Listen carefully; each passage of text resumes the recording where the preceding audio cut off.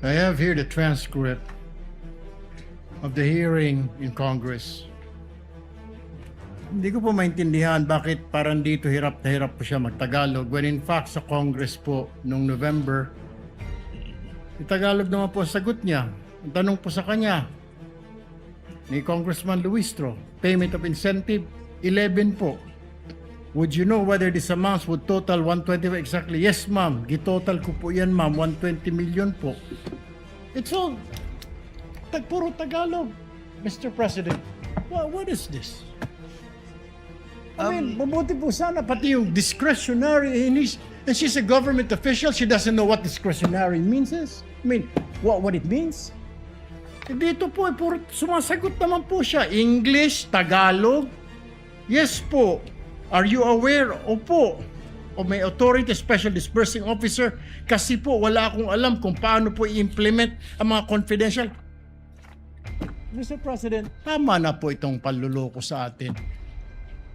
Please, Mr. President, compel this witness to talk in Tagalog.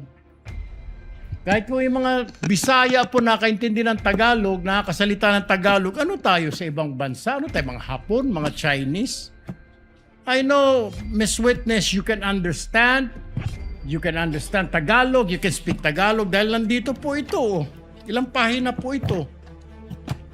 Tagalog po yung sagot po ninyo. English po, sumasagot kayo. Tinatanong kayo ng English, sumasagot po kayo. Bakit ngayon parang hirap na hirap? Kailangan i-translate sa Tagalog, sa Bisaya, sagot, Tagalog, Bisaya, Tagalog, Bisaya. E abutin tayo ng isang taon dito, Mr. President. Ito po yun. Sumagot naman po siya. Alam nga ba naman, lulukuhin tayo ng nagtatranscribe po nito. Sagot po yan. Kasi po, nagbabase lang po ako sa ibinigay ni Sir La Chica ng mga ibinalik niya sa akin. Miss Acosta, kindly answer the question. Piatos po ang sinabi ko, ma'am, na apelyido. That's all, Mr. President. Yes, Senator Judge Zubiri, would you like to offer your services? Yes, actually, not the services to interpret, but it's possible that Attorney Ligutan could ask the question in Bisaya para maintindihan, kasi pareho kami mga Bisaya, para maintindihan ni Ma'am Acosta. And then, anyway, it can be objected to by the defense because I know there are 3 or 4 of you, Bisaya, taga Cebu, Tulo mo diya, nakasabot. So, you can always object if the translation of Attorney Ligutan is wrong, is different. It's simple Bisaya naman. Makasabot man ta, pero ang mga tinagalog din hindi kasabot. But you know, it's very simple. Yes, so, maybe that way we don't have to keep stopping. Attorney Ligutan can ask the question first in Tagalog and then translate to simple Bisaya. Makatubag ni si ma'am, she can answer. And then, Attorney Ligutan can offer the answer also in Tagalog. If it is not like, of course, approved by the defense can give a clarification of what the answer of the lady witness has. The point of the Thank you Senator very much. Judge is well taken. Let's try to do that, Okay, now. counsels, with your permission. Yes, Attorney Bakel? Yes, Your Honor. May we respectfully suggest for a court-appointed interpreter considering that hindi po kasi ako Bisaya.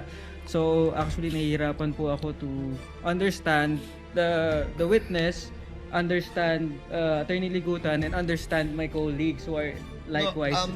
No, if you may, if you will please, we already have an interpreter, actually 2 of them here, Yes, sir. that will course it through the chair if there is a need to do so. Some of the words are understandable anyway. Kindly proceed slowly, Attorney Ligutan. I will. But on this issue and this question, Ms. Acosta, ang tanong po sa inyo, may mga nilagay po kayong accomplishment report na wala dun sa physical and financial plan. Na sinabi nyo lamang o tinisip nyo lang, kasama yan sa good governance program.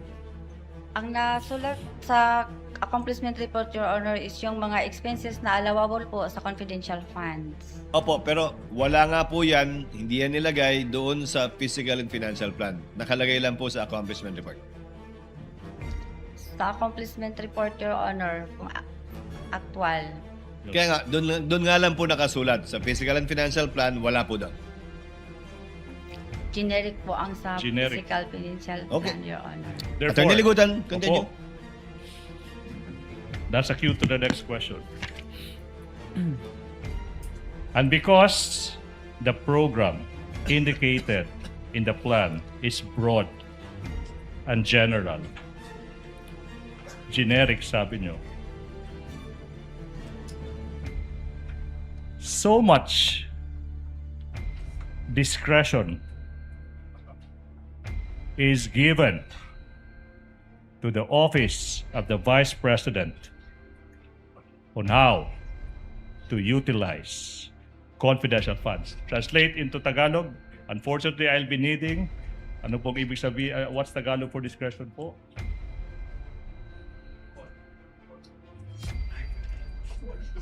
Kasi nga, broad, general, yung program nakasulat sa PFP. Okay? Maski ano na lang, kahit anong gustong gawin, magagawa. Oh, wait, not that. Ng Office of the Vice President sa paggamit ng confidential funds. You want to state in Bisaya po? Kay tungod, general, generic, ang programa nakasulat sa plano bisag unsa. So much discretion. Ma'am, I think you understand discretion, di po ba? Authority? Dako ang pagbuot sa Office of the Vice President kung unsaon nila paggamit sa confidential funds. Tama po ba? Objection, Dili, Your Your Honor. Honor. What's the objection, counsel? Speculative and argumentative, Your Honor. It's not argumentative, counsel. Neither is it speculative. Objection overruled. Ma'am Gina, dahil po kayo nagsabi generic yung good governance program, malaking laya ang nabigay sa inyo para magsulat ng kung anumang mga programa na papasok doon sa generic na good governance program. Dili, Your Honor. Kaya Hindi. nagbase ako sa Joint Circular 2015. So ang sagot ay hindi ganun kalaki ang kalayaang meron sila dahil binase niya yung kanyang accomplishment report sa JC 2015-1. Tama po, ma'am? Oh. Yes, Your Honor. Okay. Attorney See? Ligutan. Now, showing you again, Madam Witness, the 2022 Physical and Financial Plan.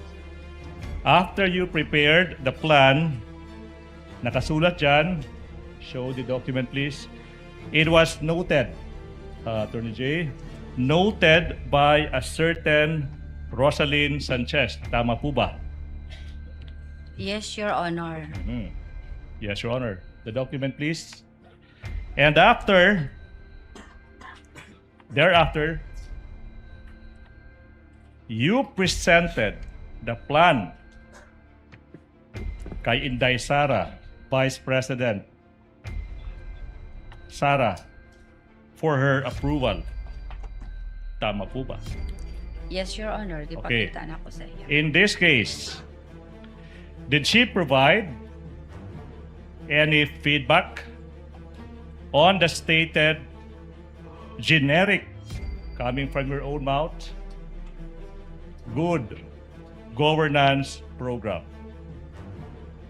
Unsa, Your Honor? Nihatag ba, I'm sure you know feedback, nihatag ba og feedback si Vice President Sara Duterte sa sinabi mong generic good governance program? Katong imong gipakita ang plano para sa iyahang approval.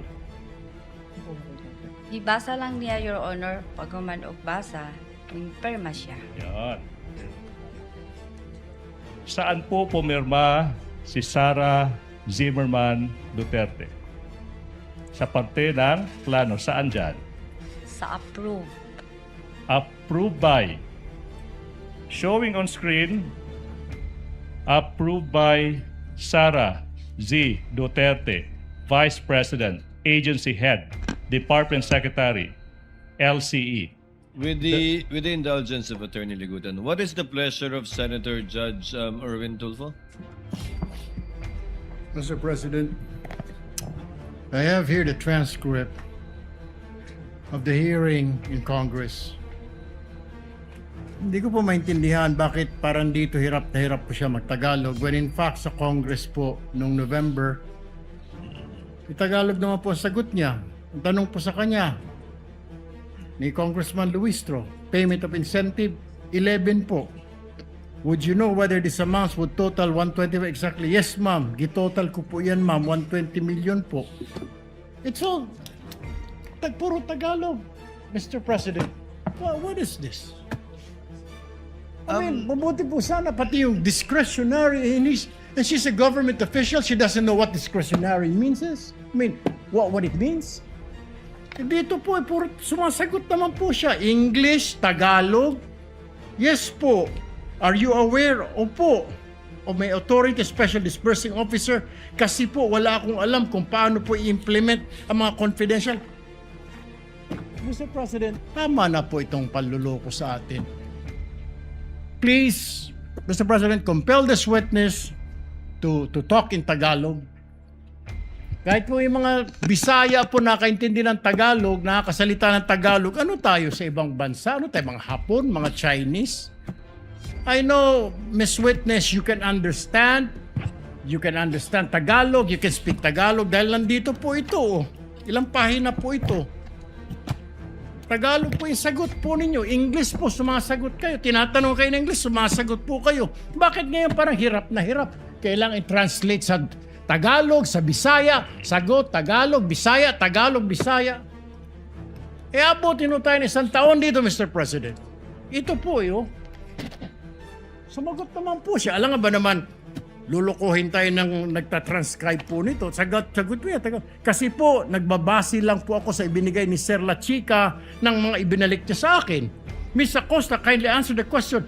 Piatos po ang sinabi ko, ma'am, na apelyido.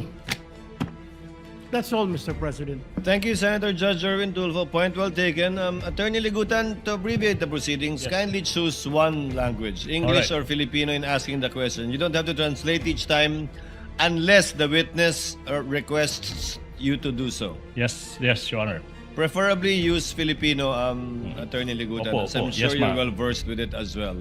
Para Yes, mas maunawaan po Mr. ni Ms. Presiding- Gina. Honorable Presiding Officer. You may proceed, Counsel. Ma'am, tubig. There's water if you want to drink water po, ha? Yes. Drink water. Now, since you said inaprubahan po ng Vice President yung plano, kasama sa inaprubahan ng Vice President yung generic good governance program. I-approve niya, Your Honor. Okay. In fact, ma'am, yun din po yung naging tugon nyo sa same line of questioning noong November 25, 2024, as shown by that portion of that transcript. You confirm that it was may approval po ng head of agency at saka yung head of agency is the respondent in this case, Sara Zimmerman Duterte, Vice President. Tama po ba? Tama po, Your Honor. Let's proceed po sa susunod na punto. Let's go to the physical and financial plan naman. This time, para naman sa 2023. From Good Governance Program, ma'am, this time, Attorney J, it can be seen sa plano, this time, hindi na Good Governance Program, kundi nakasulat dyan, Socio-Economic Program Delivery. With the indulgence of counsel, can the tech please zoom in? Yes, kindly zoom in on it.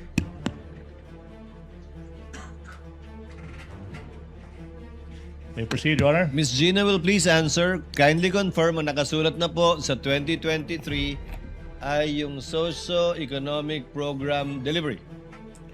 Yes, Your Honor. Hindi na po good governance program. Yes, Your Honor. Proceed, Your Honor. But, sa 2023 Fiscal and Financial Plan, okay,